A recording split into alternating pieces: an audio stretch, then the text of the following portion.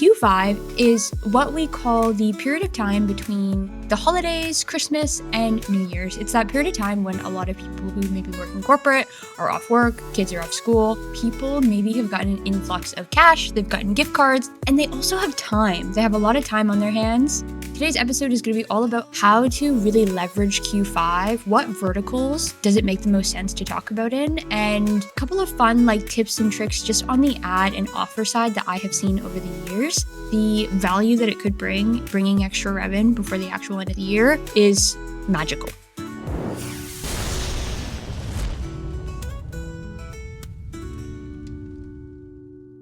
I love working with Pilot House because while we are a performance marketing agency, we really pride ourselves on caring so much about brand and creative. At Pilot House, we don't just make ads, we craft them. Every edit, every word, every scroll-stopping detail is built with purpose and care, and I truly believe that care drives creativity and creativity drives results. Our attention to both scale and brand allows us to craft strategies that deliver you short-term results while making you long-term successful, which is so important for any DTC brand. If you are curious about learning more about working with Pilot House, you can fill out a lead form at pilothouse.co and let them know you want to go on a brand new ad venture. You don't actually have to say that. You don't have to make a pun. I'm not going to force you to make a pun. Just fill out the lead form. We'd love to chat with you. Hi, welcome back to Ad-venturous, the podcast produced by DTC and hosted by me, Aves.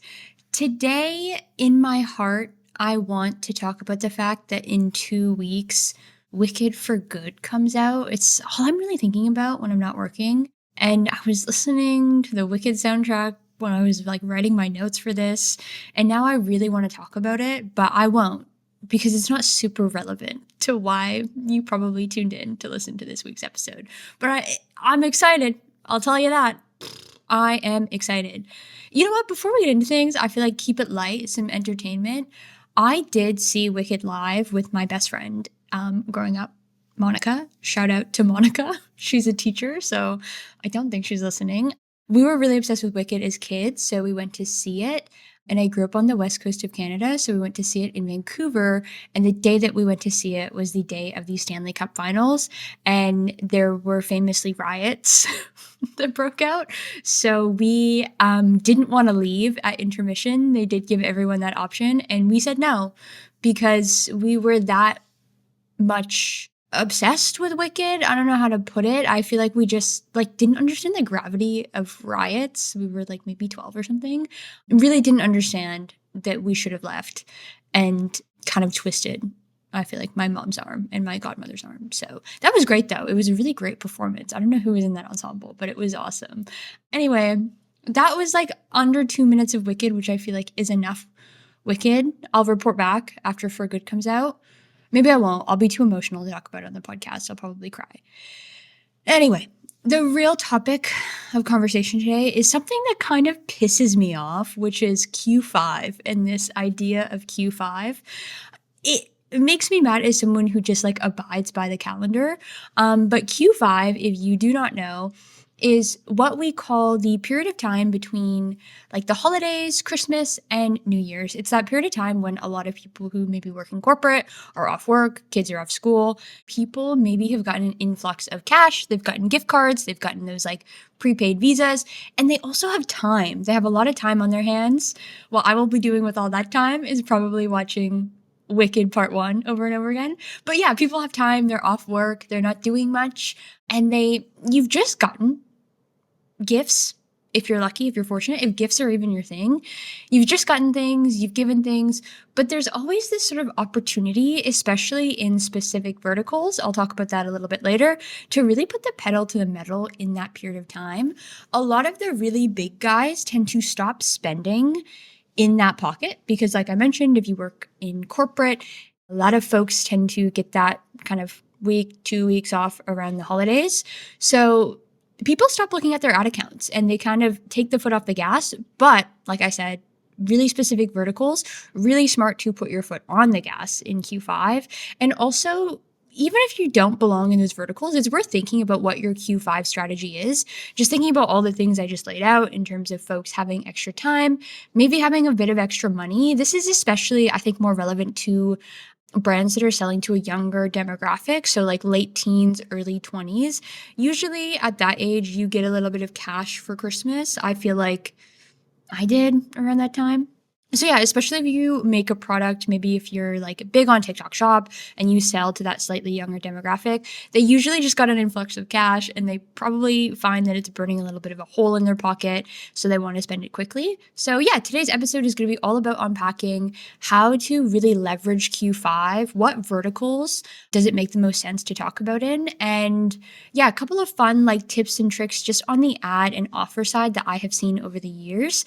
I will preface this by saying like Q5 is not always a banger. It definitely depends on what's going on in like a macroeconomic sense, because the holidays are an expensive period of time for most people. So there isn't always like a lot of free money just floating up and around. And also, I think that, like I mentioned, it sort of depends on like what you actually sell and the value prop that you bring to people. Because if you're just selling like tchotchkes on the internet, people are like full up on tchotchkes from the internet around this time of year. But if you sell products that bring like genuine value, then really good time to like start leaning in and thinking about offers and thinking about how you're going to take advantage of Q5 this year.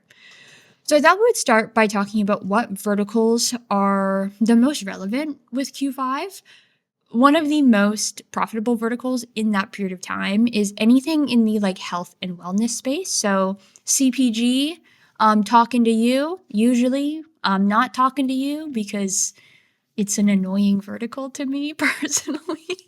But yeah, if you are in the CPG, specifically the wellness space, this is a really good time to really strengthen up your program for Q1 and to kind of hit the ground running in a way. Realistically, I've worked with brands in the CPG wellness space. You want to start laying the groundwork for kind of like, don't use these words specifically because it's so overused, but new year, new you type of stuff. You do see a spike typically.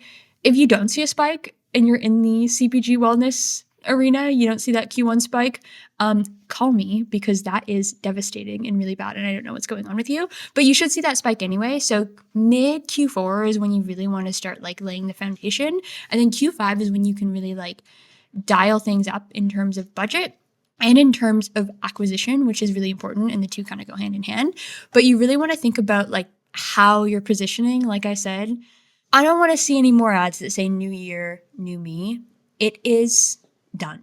It's over. We are all aware of the passing of time and we are all aware of the opportunity for change that it brings every single year. You do not have to remind people. I would recommend trying to really position your product around building routine.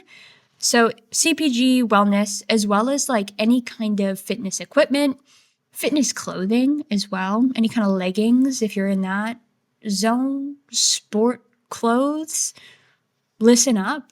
I'd really recommend thinking about, again, how to start layering in that sort of routine building type of language and heading into Q5, because people are not in any type of routine. Like I said at the top of the episode, most of the time in that week between like Christmas Day and New Year's, people don't even know what freaking day it is. It is the craziest, wildest time. I can tell you now, I will be off work and doing a combo of playing a ton of Mario Kart with my boyfriend and also going to the beach every day. And we really lose track of what is a Friday versus a Wednesday. It gets wacky, it gets fun. But yeah, it's like people don't have a routine. So that kind of language, I've seen this work before and I've really like massaged that kind of new year, new you stuff myself. And that kind of language around like build a routine, start now, like you have to kind of start somewhere, and taking a less cliche approach to it. Like I said, starting in Q4 and building up into Q5 and beyond, really helpful in those verticals. The other thing you want to think about when you're talking wellness, when we're talking CPG, all of that stuff, specifically, I'm going to say CPG, when we're looking at subscriptions, this is also just to kind of reveal my own cards. I have no cards to hide. This is why I don't really care for CPG in general. Subscription-based advertising, while I've done it well and executed it at scale, is like not my favorite thing to do in the world. But the lucky thing for me is I'm surrounded by people at Pilot House who are very good at it and also love it and do it regularly. So that's good for me. Anyway, back to my original point. You really want to make sure, and I'm really sorry if you don't know this now and you are in the CPG wellness space and you're heading into this, you really want to make sure that you have figured out price anchoring around subscriptions coming into this time of year. It is so critical that you understand how to weight pricing next to one another to make a subscription-based offer a easy thing to pick up upon first purchase. Most of the time, I know you guys out there, I know that it's not a first purchase profitable endeavor to create these subscription-based CPG brands typically, and it's really important that we do get people subscribing to those products in order to maintain long-term health in the business. I get that. Like I mentioned, I've worked on a ton of these brands, tons of experience here. So you really want to make sure that you understand how to structure your content and then your post-click content in a way that heroes, like I mentioned, any kind of price anchoring testing you've done, and that you're really scooping up people into your subscription funnel rather than just getting people who are like me. Maybe I've eaten a lot of sushi after hitting the beach. I'm playing some Mario Kart and it's like, dang, I should really get this iron supplement. And I maybe buy one because I'm just sitting on the couch, not doing a lot. And I want to feel like I'm doing something heading into the new year. It's going to be good for my body. But again, it's like those one-time single purchases I know are often difficult to scale.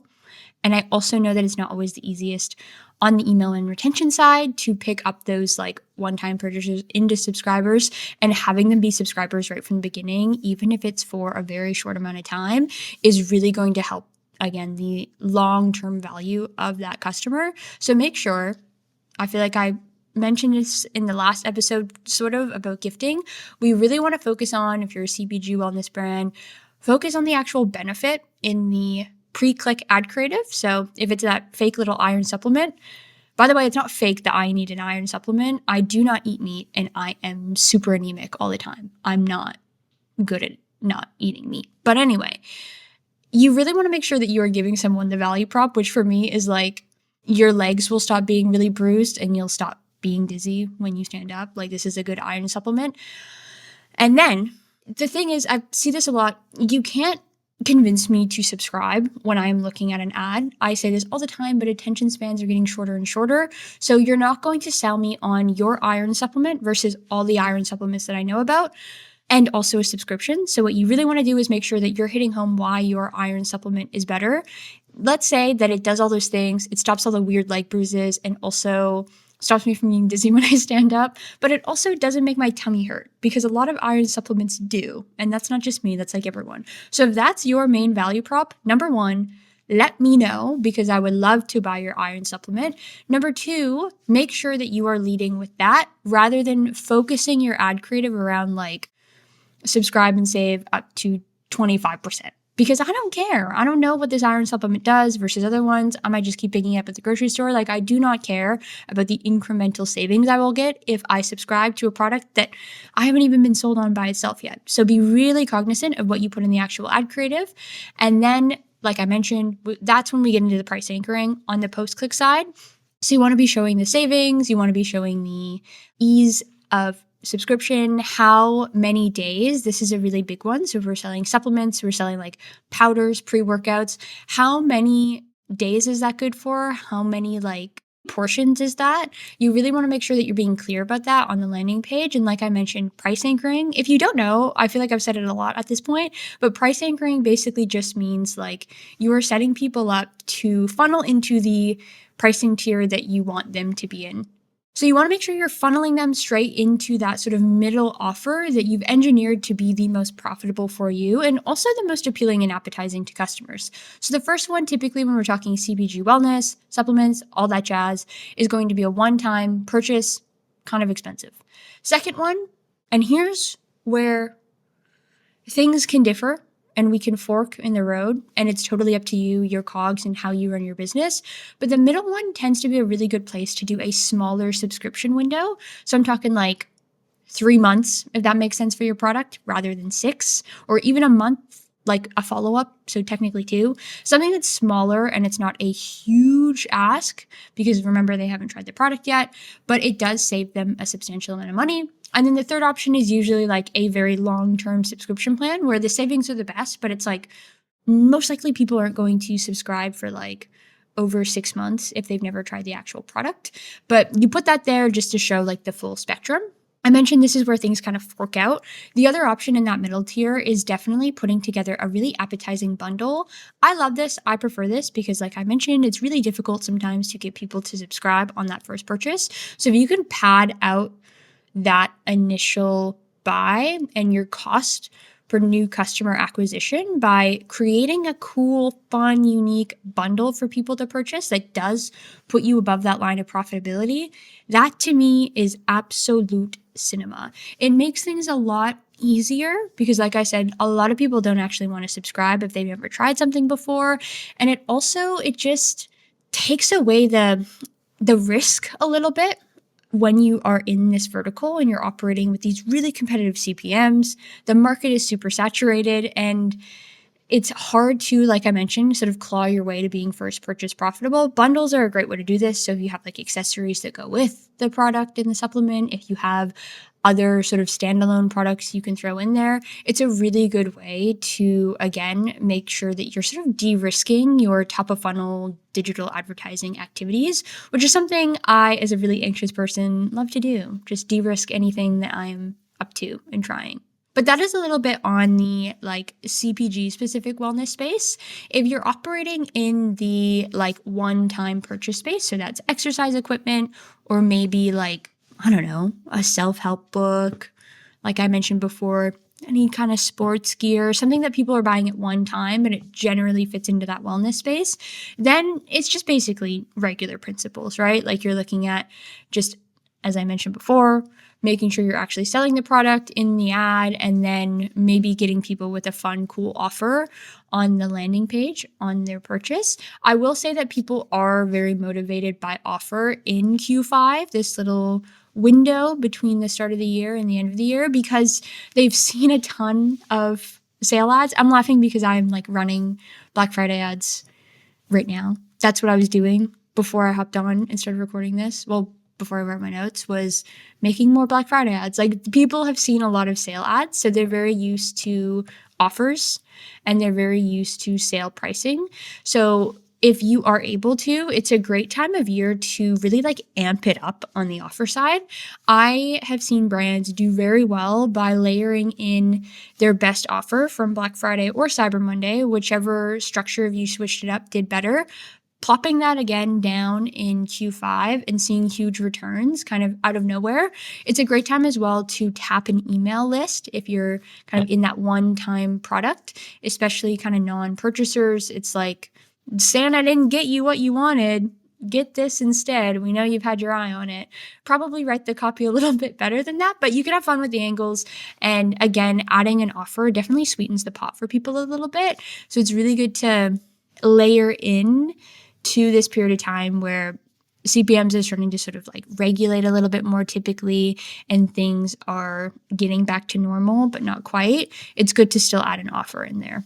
In general, Q5, like I mentioned, kind of a good like jumping off point, is a really good time to kind of fiddle around with offers or just turn something on that's like might cut into margins a bit, but you can sell a lot of volume through and put it on for like 2 or 3 days in the middle. It's a great way to just like squeeze in extra rev before the end of the year. So like I said, take your strongest offer and probably your best one, like the most lucrative for the customer, and just toggle it on for a little bit in Q5. It's usually it's a big part of what brands do who win during Q5 is they have flexibility. They know that they can kind of still make money running at a discounted price, and then they just throttle that on.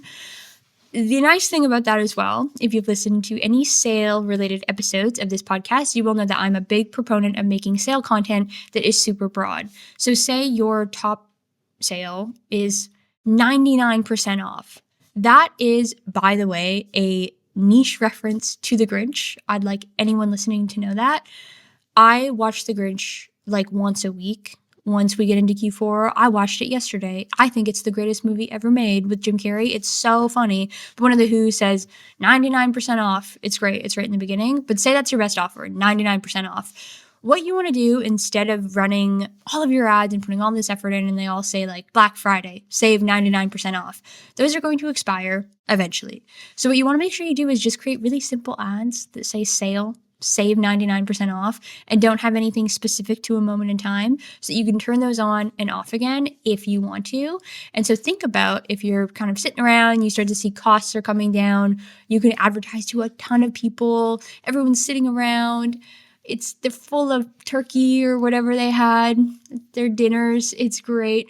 And then they see these ads and you just, like I mentioned, flip them back on. It's really like no extra work to you, but the value that it could bring, and like I mentioned, is bringing extra revenue before the actual end of the year is like magical. It's really exciting to see. And I've done it with a ton of brands. And it's, yeah, like I mentioned, just a really weird time of the year where people are just sitting around and sometimes they want to buy things depending on the offer. The other thing I kind of want to talk about is angles. So we talked a bit about like wellness. It feels very apparent what your angle should be. And then I sort of joked earlier about like if Santa didn't get you everything you wanted, that's kind of a fun angle for Q5 as well. It's really fun to acknowledge bad gifts at this time of year. I will say it out loud. It's really fun to acknowledge weird Christmas neckties, ugly socks, poorly scented candles, unless, of course, those are the things you sell. Also, in which case, give me a call. That sounds really fun and really interesting, and I would love to work alongside a brand that just sells ugly Christmas neckties. I think that would be very fun. But it's a fun time to like play up and play off of sort of traditional. I've been saying traditional on the podcast a lot lately, but it's traditional kind of memes and jokes about Christmas and family time. So bad gifts is a good one. Another really good one is family stress. Just being kind of annoyed, having to spend a lot of time around extended families, needing something to kind of help take that stress away. That's an angle I've seen work very well. I feel like it also gets a lot of engagement because people love to complain if they're stuck with their in-laws or something. Not me. I love my in-laws. I feel like they might be listening, so sometimes they do. Now I'm panicked. Ross and Helen, thank you for everything that you do, but it's a good angle, and people do like to complain about that kind of thing, so it's very good. It's also kind of a last third option here. You can talk about the stress of the holiday season. That's another thing that's really relatable. It's really busy. You've got like recitals, shopping, prepping big dinners, etc. It's just very social, so people are running out of time, and that period of time in between is kind of when everyone gets to get back into like veg mode. So it's nice to acknowledge that it's a very busy season for people, even people who don't work in e-commerce. So it's a, yeah, really, I think, relatable to everyone thing to say like, it has been very busy. Why don't you treat yourself? Here's this thing you've been looking at. Again, a really golden nugget of an angle to run on the retention side to folks who've been subscribed but haven't purchased. It's a really fantastic thing to partner with like a one-time discount code. Like, thank goodness the holidays are over. Catch your breath. We know you've been looking at this for a while, so here's an offer. That kind of personalized message in a way. Obviously, that list might be a little bit long. You send it to a lot of people, but that kind of personalized message, it really like sticks out in the inbox around this time of year because there's certain countries, like in Canada, there's a like Boxing Day emails and just kind of unloading holiday stock tends to happen a lot in this period of time.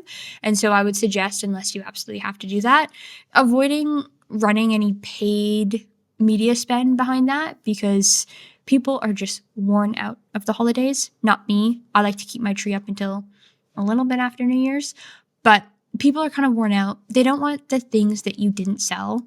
I've said this before when I talk about like sale offerings.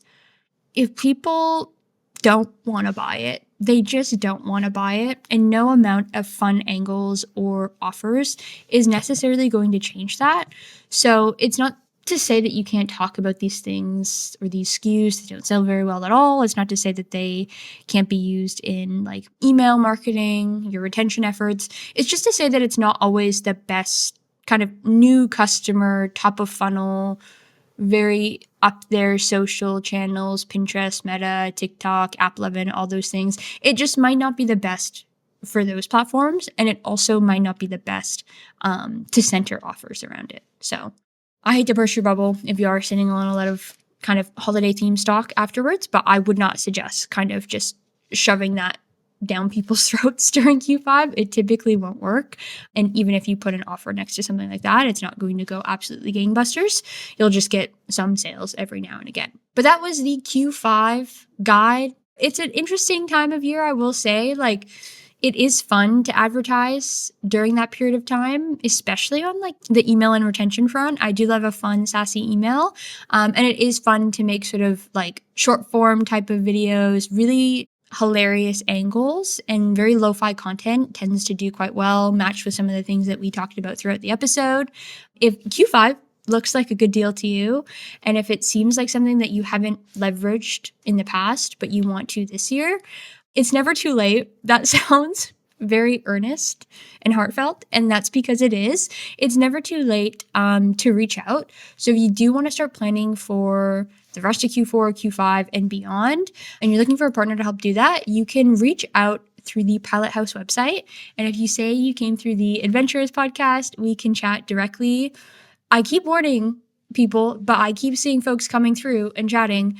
It will take a long time. So keep that in mind when we reach out to book the call. If you do fill out that lead form, it will take like, I don't know, maybe half an hour longer than I say it will, because we always find cool, fun things to talk about when we start digging into ad accounts and digging into marketing strategy. That's just my experience. It's like there's always something that nobody expects to kind of come out of the woodwork, and we talk about it, and it's fun, and I like it. So maybe I'll just start booking longer slots, and maybe not. I don't know. The only way you can find out is if you go to the Pilot House website and fill out that lead form. Thanks so much for listening. I hope that Q4 is being very kind to you, and I hope that you're taking some time for yourself and going outside, going on walks, eating good snacks, and having a great time, because this is truly, like, it's so lame to say, the most wonderful time of the year. I love being a marketer during Q4. It's like why I'm a marketer during Q1, 2, and 3 is the time that we're in right now. It would be really cool and really chill and really nice of you if you could leave a comment or a rating and subscribe to the podcast wherever you listen. And yeah, comment if there's anything like Q4 related that you want to hear about. I'll probably start like moving on a little bit. I'll do one episode every now and again, but now that we're really in it, like there's not too much to say about it, because we're in what my coworker and I call the big show. It's kind of like the time is now. So if there's anything that we didn't really chat about or anything that you want to re-up and learn more about, let me know in the comments, or you can also shoot me a message on LinkedIn and we can work it into the podcast agenda. Thanks so much for listening, and I will talk to you guys next week.